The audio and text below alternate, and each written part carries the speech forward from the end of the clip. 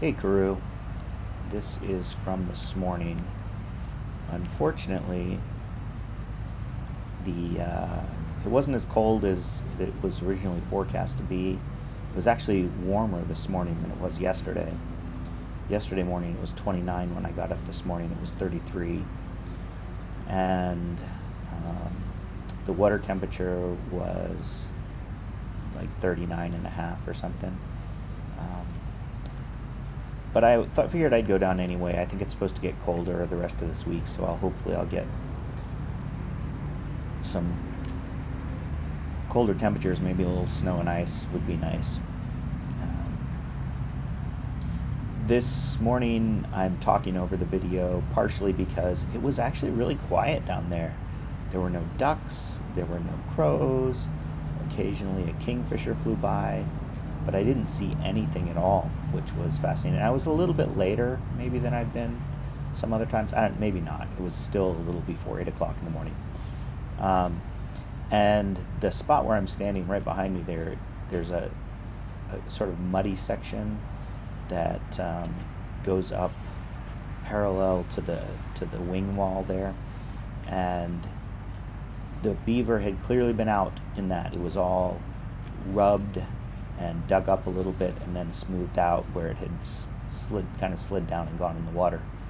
So beaver's been out, and there's a lot more sticks out there. Actually, you can see I'm pretty tentative when I get in, and I'm trying to pick over the rocks around all of the sticks, and a lot of them are kind of pointy. So I could see myself, especially getting out, when you're numb, dragging over one of those things and not realizing I was cutting myself up. So, yeah. The other thing I did today was I'm wearing my Garmin watch, and I set up the timer on it. So just changing things up a little bit. I did mention before that I was getting a new lens for wide-angle lens for the camera, and this is it. It's an autofocus wide-angle lens that I got specifically because, well, there's a bunch of things. So you don't want me to talk about that. But what I do want to talk about, there's, I guess, three things I wanted to talk about. I'm recording this before the France-Morocco match today. The Argentina-Croatia match was yesterday, and we already talked about that amazing run by Messi on that last goal. It's amazing to see how Messi is still at such a high level at 35 years old. He doesn't have, he used to get by guys like that and they never would have caught him. And he's not quite as fast, but he still has that initial quickness, and he's so smart and so aware of what's going on the pitch. It's just amazing, and it's fun to watch him. And I've always liked his attitude. He doesn't bitch and moan. His body language is usually good. I just enjoy watching him, as opposed to, I know I don't want to be a Ronaldo hater, but Ronaldo's body language is just off-putting all the time. So the other thing, I think I mentioned this before, the Gio Reyna drama around the men's national team. It came out on Monday or something that Gio Reyna, Gio Reyna was pouting, and basically Greg Berhalter threatened to send him home, and then he had to apologize to the team. And the interesting thing is the response in the media has been overwhelmingly to condemn Greg Berhalter for the way he handled this. And it's interesting because there's not a ton of information out, right? And one of the things, listening to the former players that I mentioned earlier, Heath Pierce, Charlie Davies, and Jimmy Conrad, is that when they read Gio Reyna's statement where he said, Greg Berhalter told me before the match, before the tournament, that I wasn't going to get much playing time, and their response was, "That doesn't sound right. I've never had a coach do that before," and it may be that what they were surmising is that in training, it becomes pretty clear who's getting the reps, who's getting playing time with the first team, and who's on the team that's playing against them in training. And they were guessing that maybe Reyna had was recognizing that he wasn't getting to play with the first team and started to get a bad attitude, and Berhalter at that point basically had to pull him aside and say, listen, we need you to play a role. You're not likely to be starting in the first match. But what Reyna obviously said in his statement was, he told me I wasn't going to get to play much at all. But it's interesting how most of the analysts and the talking heads and the pundits are all talking about how Berhalter did a horrible job with man management and blah, blah, blah, blah, blah. And the reality is, for me, it's like none of these people who are saying this have been managers. They're all...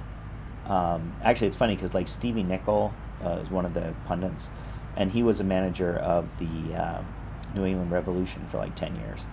And he is the only one who I've heard that's been sort of more empathetic to Berhalter, but even he gets kind of sucked into it. And it's like there's an echo chamber where they're all like, I can't believe that Greg Berhalter would allow this supremely talented young man from soccer royalty to and that he could lose him and all this and blah blah blah. And it's like, everything I've heard, all the facts that we know about it, Reyna even admits that he was behaving badly, but he just excuses it by saying that he didn't.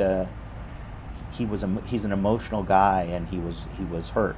It's like, you're a professional, you got to behave well. And so the interesting thing about this is it's all this gossip about this, and the press has decided that Greg Berhalter is the problem and he needs to go. And everybody always hates the coach. And ever since I've been watching the U.S. national team, the coach is always under siege by the press, with a brief period with Jurgen Klinsmann, when he started out, where he was going to be the great European savior. And I'm just sick of it. And it's all innuendo, and it's all it really is conspiracy theories, where they take a little bit of information and they build it up into this massive thing where Greg Berhalter is an idiot and hates Gio Reyna and has this huge ego, and he doesn't know what he's doing, and plus, I don't know if you knew this, but Greg Berhalter's brother was the head of U.S. Soccer at the time he was hired as the coach. And people were like, oh, it's nepotism, blah, blah, blah. So I realized, listening to all this, and I'm sure you're nodding your head and say, yeah, what did you expect? And you're right. But on the flip side, or talking about something that kind of matters more in the real world, is this collapse of FTX, this crypto exchange we've been talking about. And SBF was arrested yesterday, or Monday, I guess, and he was scheduled to testify before Congress on Tuesday. And because I've been following this story, I got pushed some videos on YouTube, and I clicked on one, and it was this woman who has a channel basically shilling cryptocurrencies. And she was an American woman, and she was in the French Alps, talking about how she's going to give more advice on where you should move your crypto, blah blah blah. But then she went off on SBF, and she was like, I'm really glad that he was arrested and he needs to be held accountable and all this stuff.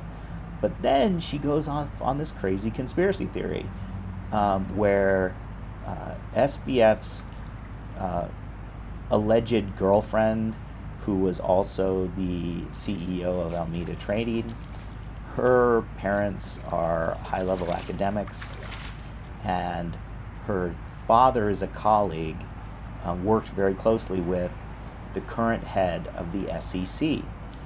And so she had this whole thing about how they arrested SBF so that he couldn't testify before Congress, because he was going to expose something nefarious about the head of the SEC.